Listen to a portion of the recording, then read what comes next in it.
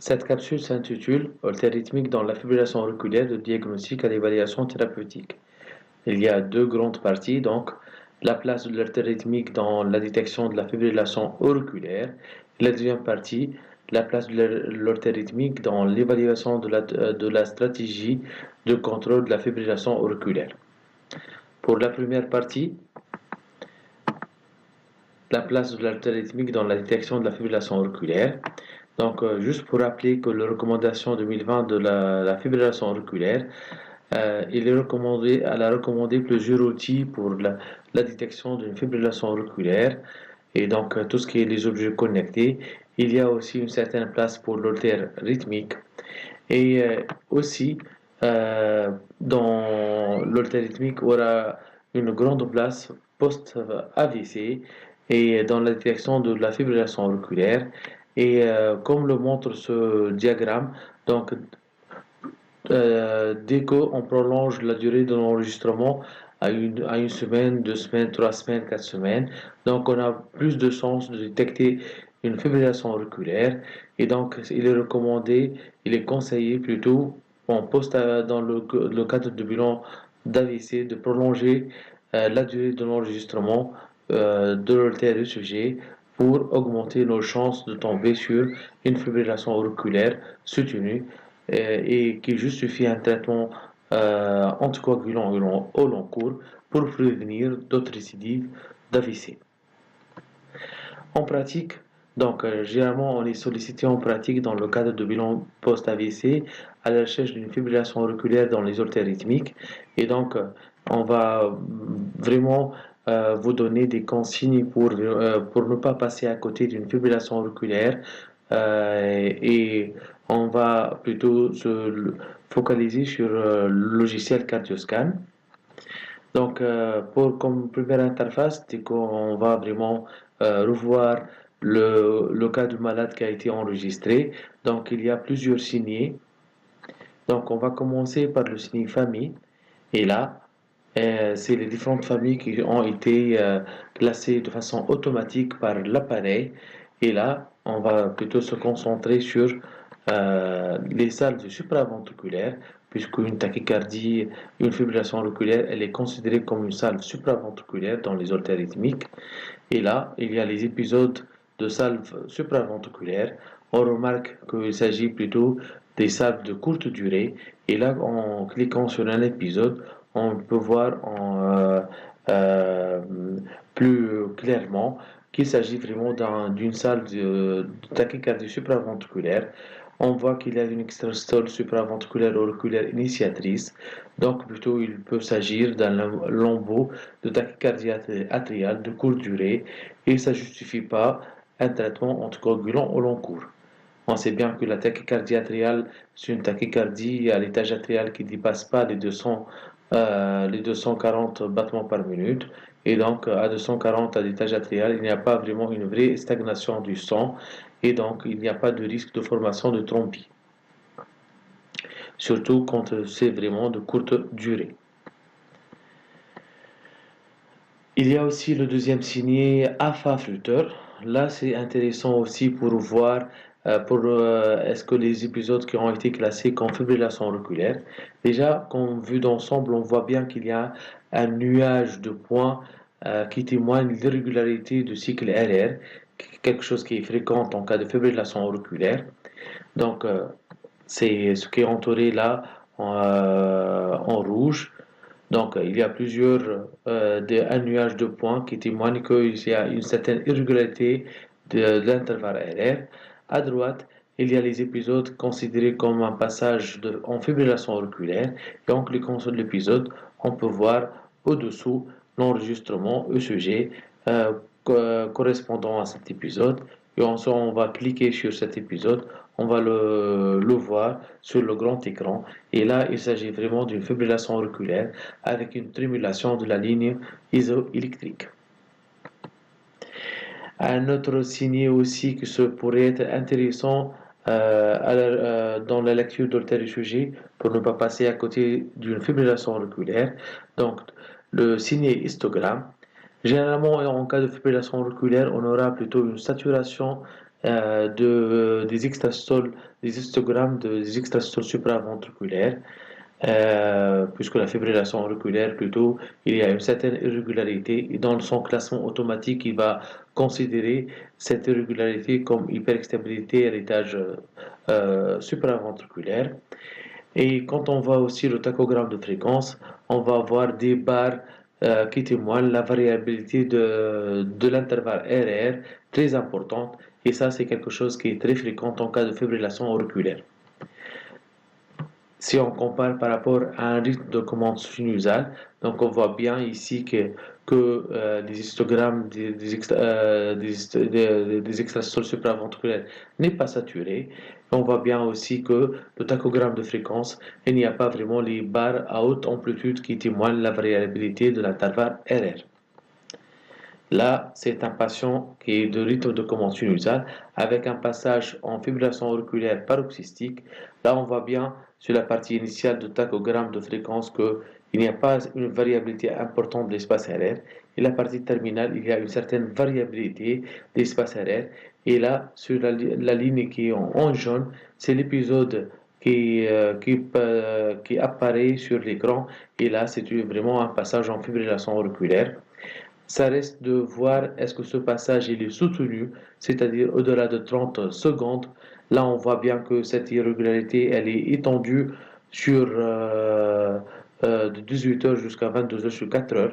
Donc, c'est un passage en fibrillation auriculaire soutenu qui dépasse de façon claire les 30 secondes, recommandé par les sociétés savantes pour le diagnostic positif d'une fibrillation auriculaire. Maintenant, on va aborder la deuxième partie de ma présentation. Donc, la place de l'holter rythmique dans l'efficacité et la sécurité de contrôle de la fibrillation auriculaire. On va commencer par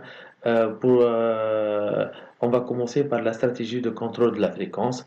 Et là, l'holter rythmique, on va l'indiquer chez nos malades pour voir est-ce que le traitement bradycardisant il est efficace et la fréquence il n'y a pas vraiment des accès en tachycardie, ou en TACFA. Et on va voir aussi que le traitement bradycardisant, avec le traitement bradycardisant, on ne court pas un vrai risque de bradycardie pour nos malades. Et ça, c'est la place de l'holter rythmique pour les patients en fibrillation auriculaire permanente. Toujours sur le cas de scan, donc on va voir comment on va évaluer cette efficacité thérapeutique et cette sécurité aussi de l'emploi de traitement bradycardisant en cas de fibrillation auriculaire.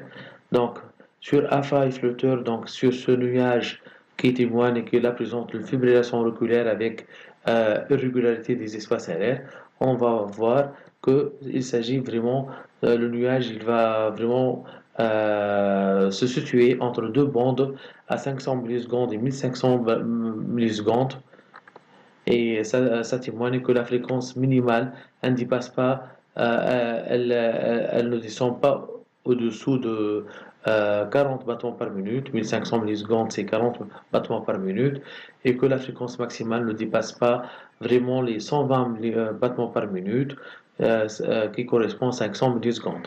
Donc, ici, le contrôle de la fréquence cardiaque il est optimal. Donc, on est efficace avec le traitement bradycardisant et on ne court pas un risque de bradycardie avec le traitement bradycardisant. À notre signé aussi le PageScan, donc en déroulant rapidement l'enregistrement, on peut s'apercevoir que la fréquence cardiaque elle est assez contrôlée, donc il n'y a pas de vrai accès en tachycardie et des vraies bradycardies. Et là, en regardant le tachogramme de fréquence en haut, donc on va voir que la fréquence cardiaque elle va varier entre 60 et 100 battements par minute, et ça c'est un contrôle optimal de la fréquence cardiaque pour un malade en fibrillation auriculaire. Il y a aussi famille, donc là on va plutôt s'intéresser à la fréquence maximale, c'est l'espace entre le RR le plus court, et donc ici il ne dépasse pas 106 battements par minute, et ça témoigne notre contrôle optimal de la fréquence cardiaque. Aussi, on a peur de que ce traitement bradycardisant peut engendrer des bradycardies manifestes. Et là, on est rassuré avec la fréquence minimale qui ne descend pas au-dessous de 30 battements par minute. On peut aussi voir des épisodes de RRE plus longs. On peut même cliquer sur cet épisode et voir que vraiment ces accès de bradycardie, on va dire, des pauses non significatives, c'est plutôt, ils sont nocturnes, on voit bien qu'à 3 heures du matin, 1 heure. Et là, en voyant aussi page scan, on va dérouler pour cet épisode, on va voir qu'il y a les pauses ici qui sont en rouge pour le cardioscan. Donc, elles sont visualisées en rouge. Et quand, pour la partie nocturne, donc il y a une exacerbation de ces pauses qui dépasse le 2,5 secondes et ça témoigne que c'est plutôt à prédominance nocturne. On va se rassurer sur cet aspect sur les histogrammes. On voit bien ici que ces pauses ici en jaune sont à prédominance nocturne et la fréquence cardiaque effectivement sur le tachogramme elle atteint les 30-35 battements par minute. Donc on est un peu rassuré que ces pauses n'ont pas d'impact pathologique pour notre patient. Maintenant, pour le contrôle de rythme, donc la fibrillation auriculaire en cas de stratégie de contrôle de rythme. Maintenant, si on opte au contrôle de rythme, à la stratégie de contrôle de rythme dans la prise en charge de la fibrillation auriculaire, l'orthèse rythmique a quand même, il garde toujours une place, surtout si on va utiliser pour le contrôle de rythme le traitement médical, c'est des traitements antiarythmiques. En Tunisie, il y a deux molécules généralement qu'on utilise, donc l'aflicaïne et l'amiodarone. Donc, en pratique, ce qu'on fait, généralement, on vérifie est-ce que la charge de fibrillation, de passage au NAFA, elle est contrôlée par le traitement antiarythmique. Et là, pour vérifier ça, on va on va cliquer sur le signe famille. Et là, on va s'intéresser des salves de supraventriculaires, le nombre, comme ici, il y a 2 ou il y a 4. Donc là, sur un enregistrement de 24 heures, les épisodes, si on va voir, c'est aux alentours de 6 épisodes de passage en fibrillation auriculaire de courte durée. Euh, on peut dire que la charge de AFA elle est vraiment minime et le traitement antiarythmique il est efficace pour le contrôle du rythme de la fibrillation auriculaire. Deuxième partie, toujours pour la sécurité d'emploi de traitement antiarythmique. Donc, on va s'intéresser plutôt à l'espace QT et la variabilité de QT. Donc là, on va voir que le QT, en cas d'utilisation de traitement antiarythmique comme l'amiodarone, quand notre QT, il n'est pas allongé, il est dans les normes, et donc la sécurité de l'emploi de l'amiodarone, elle est vérifiée. Est-ce qu'il y a une indication à l'altère rythmique post-ablation de la fibrillation auriculaire? En pratique, on le fait, donc après ablation d'une fibrillation auriculaire.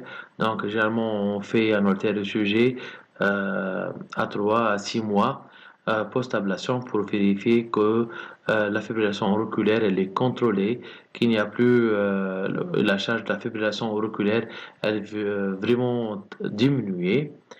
Les recommandations 2020 de la prise en charge de la fibrillation auriculaire, elle conseille aussi d'utiliser les objets connectés. Il y a cette diapositive que je veux partager avec vous à la fin de cette présentation. Donc, avec les objets connectés qui prennent de plus en plus de place en post-ablation dans le contrôle de rythme de la fibrillation auriculaire. Donc, on sait bien qu'avec les montres connectées, on peut détecter une récidive de fibrillation auriculaire. Donc, on va recevoir une alerte. Et cette alerte, donc, ça justifie un traitement antiarythmique, un pill pocket de traitement antiarythmique et aussi un pill pocket de traitement anticoagulant pendant un mois. Dès que le mois d'anticoagulation par les AOD se termine, donc on reçoit une autre alerte pour qu'on arrête. Comme ça, on joue la sécurité. En cas de récidive de fibrillation auriculaire, on est couvert avec le traitement antiarythmique, on est couvert avec le traitement anticoagulant, sans, sans tomber dans l'hiatrogénie du traitement anticoagulant au long cours. Merci pour votre attention.